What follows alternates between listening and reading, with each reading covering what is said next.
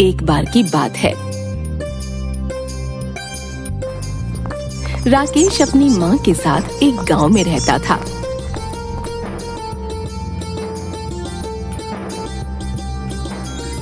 राकेश पढ़ाई में बहुत ही ज्यादा होशियार था और हमेशा अपनी कक्षा में अव्वल आया करता था। एक बार उसे आगे की पढ़ाई के लिए कॉलेज की तरफ से स्कॉलरशिप मिलती है और उसे विदेश में आगे पढ़ाई करने का मौका मिल जाता है। राकेश खुशी खुशी अपने घर आता है।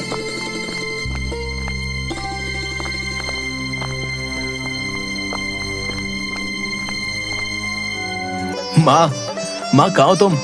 तुम्हें पता है मेरे पास तुम्हारे लिए एक बहुत बड़ी खुशखबरी है।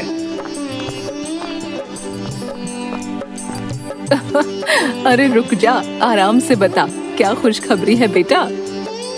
माँ, मुझे विदेश जाकर पढ़ाई करने का मौका मिल रहा है। कॉलेज की तरफ से सिर्फ मेरा ही एक सिलेक्शन हुआ है। विदेश में पढ़ाई?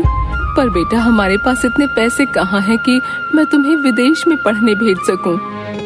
अरे आप उसकी चिंता बिल्कुल मत करो माँ। मैंने ना अपने कॉलेज में टॉप किया है, जिसकी वजह से मुझे ये स्कॉलरशिप मिली है और पढ़ाई का सारा खर्चा उसी से निकल जाएगा। लेकिन मैं तो यहाँ अकेली रह जाऊंगी ना बेटा। अच्छा कोई बात नहीं, तेरी पढ़ाई उससे कहीं ज्यादा जरूरी है। मैं अपना ख्याल तो रख ही सकती हूँ। ठीक है बेटा, तो खूब मन लगाकर पढ़ाई कर और इसी तरह आगे बढ़ता रहे।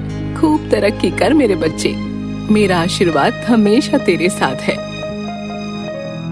आप उदास मत हो माँ, बस कुछ ही सालों की तो बात है, फिर तो मैं यहीं आ जाऊंगा हमेशा के लिए आपके पास।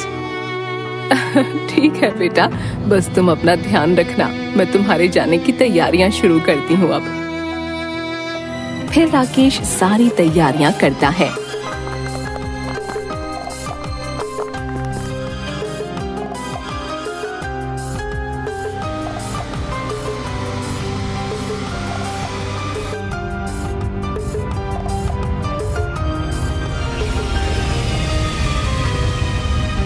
विदेश चला जाता है। बीच बीच में अपनी माँ को वो फोन करके उनके हालचाल पूछ लिया करता था, क्योंकि वो अपनी माँ से बहुत प्यार करता था।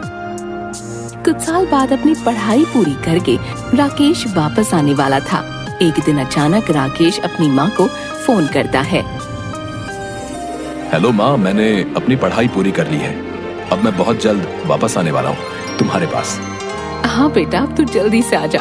मैं भी तुझे देखने के लिए पागल हो गई हूँ। आंखें तरस गई हैं बेटा। और सुन, तेरे लिए एक बहू भी पसंद कर रखी है मैंने। हाँ माँ, जल्दी आता हूँ। अच्छा सुनो, तुम्हारे लिए एक सरप्राइज भी है मेरे पास, आके ही बताऊंगा। फिर कुछ दिनों बाद राकेश वापस आता है।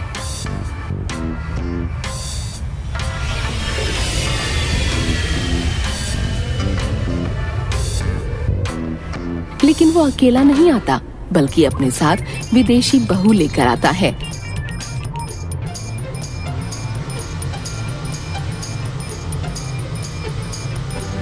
माँ देखो, मैं तुम्हारे लिए क्या सरप्राइज लाया हूँ। क्या लाया है मेरा राजा बेटा अपनी माँ के लिए?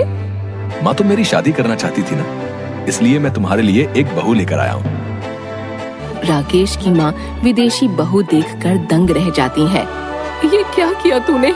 मेरे लिए विदेशी बहू लेकर आया है। देखो इसने कितने छोटे कपड़े पहने हैं। सब हमारे बारे में क्या सोचेंगे बेटा? क्या ये हमारे रीति रिवाज समझ पाएगी?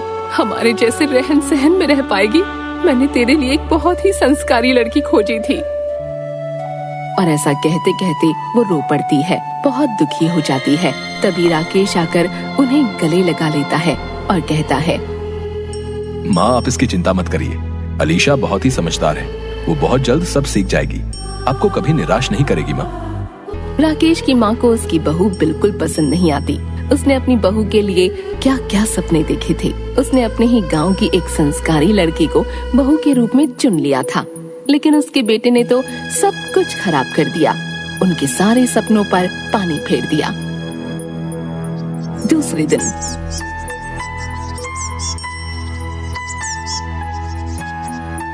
बहू, तुम्हें खाना बनाना तो आता होगा ना? अलीशा डरते हुए, सॉरी मम्मी जी, लेकिन मैंने कभी खाना नहीं बनाया, लेकिन मैं बहुत जल्दी सीख जाऊंगी। ये तो लगा ही था मुझे। अच्छा ठीक है, तुम जाओ और घर की साफ सफाई कर लो और कपड़े धो लो। मम्मी जी, यहाँ तो वैक्यूम क्लीनर भी नहीं है और ना ही वॉशिंग मशीन है। मैं कैसे साफ सफाई करूँगी और कैसे कपड़े वॉश करूँगी? यहाँ हम झाड़ू से साफ सफाई करते हैं और कपड़े भी हाथ से धोते हैं। माँ के इतना चिढ़ने पर भी अलीशा ने कोई रिएक्शन नहीं दिया, बल्कि बड़े ही प्यार से शांत भाव से बोली, मॉम जी, अब एक बार करके दिखाएंगे क्या प्लीज? फिर मैं छत से सब कुछ सीख जाऊंगी। अरे मैंने क्या क्या नहीं सोचा था अपनी बहू के लिए। सोचा था बूढ़ी हो गई हूँ, बहू आएगी तो एक सहारा होगा, घर का सारा काम संभाल लेगी वो। लेकिन मेरी ही किस्मत फूटी थी। मेरा बेटा विदेशी बहू ले आया जिसे कुछ काम ही नहीं आता, सब मुझे ही करना पड़ता है। अलीशा विदेशी थी, पर उसे इंडिया का कल्चर बहुत अच्छा लगता था। उसे यहाँ के तौर तरीके, रीति रिवाज सीखने की ललक थी। कुछ दिन बाद राकेश की माँ को एक रिश्तेदार की शादी में जाना था, तो उन्होंने अलीशा से कहा, बहू, मेरी बहन की बेटी की शादी है, मैं वहाँ जा रही हूँ। मॉम जी, मुझे भी अपने साथ ले जाइए ना, मुझे भी इंडियन वेडिंग देखनी है। नहीं नहीं, मैं तुम्हें वहाँ नहीं ले जा सकती, मुझे अपनी हंसी नहीं उड़वानी है, मैं अकेले ही जाऊंगी। बस तब तक तुम घर अच्छे से संभाल लेना। जी मॉम जी, मैं यहाँ सब संभाल लूंगी, आप चिंता मत करिए।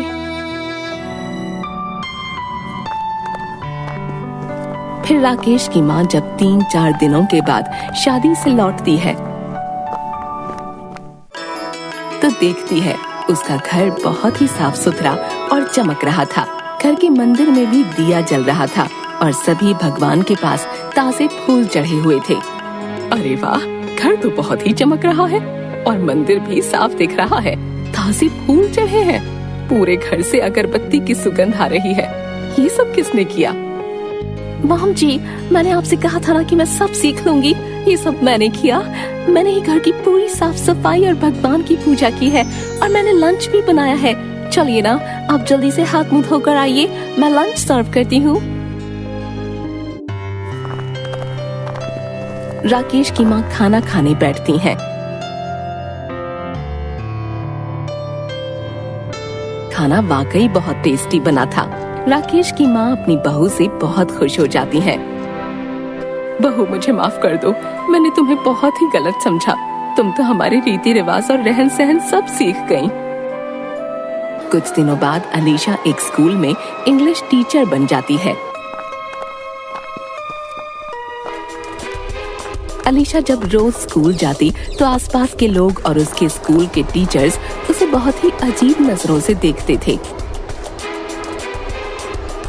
ये देखकर अलीशा परेशान हो जाती है और अपनी सास से जाकर कहती है, मॉम जी, मैं जब भी स्कूल जाती हूँ तो सब मुझे कूल कूल कर देखते हैं। स्कूल के टीचर्स मुझे अजीब तरह से देखते हैं, मुझे अच्छा नहीं लगता। बहू, तुम यहाँ के अनुसार बाकी सब तो सीख गई हो, बस तुम्हें अपना पहनावा भी यहाँ के रहन सहन के अनुसार बदलना होगा, फिर देखना तुम्हें कितनी इज्जत मिलेगी। फिर दूसरे दिन से अलीशा साड़ी पहनकर जाने लगी तो जो लोग उसे घूर घूर कर देखते थे वो उसे बहुत इज्जत देने लगे, उसे भाभी कहकर पुकारने लगे और स्कूल के टीचर्स भी अलीशा से बहुत इज्जत से बात करने लगे। अलीशा ये सब देखकर बहुत खुश हो जाती है और घर जाकर अपनी सास से खुशी खुशी कहती है, मॉम जी, आज तो सबने मुझे इतनी रिस्पेक्ट दी, ये देखकर मुझे बहुत अच्छा लग रहा है। हाँ बहू, अब तुम बन गई हो बिल्कुल मेरी परफेक्ट इंडियन बहू, जैसी मैं चाहती थी। मुझे तुम पर नाज है। जितनी जल्दी तुमने ये सब कुछ सीखा वो आसान नहीं था एक बाहर से आई लड़की के लिए। इसीलिए कहते हैं जहाँ चाह होती है वहीं राह आसानी से बन जाती है। इतना कहकर माँ अलीशा को गले लगा लेती है और तभी राकेश भी ऑफिस से घर वापस आता है और दोनों को इस तरह देखकर बहुत खुश होता है। माँ, मैंने कहा था ना, अलीशा बहुत समझदार है। और इतना कहकर वो भी माँ के गले लग जाता है और तीनों हंसने लग जाते हैं। सच ही कहा है, इंसान अगर ठान ले तो कुछ भी मुश्किल नहीं होता, सारी राहें आसान हो जाती हैं।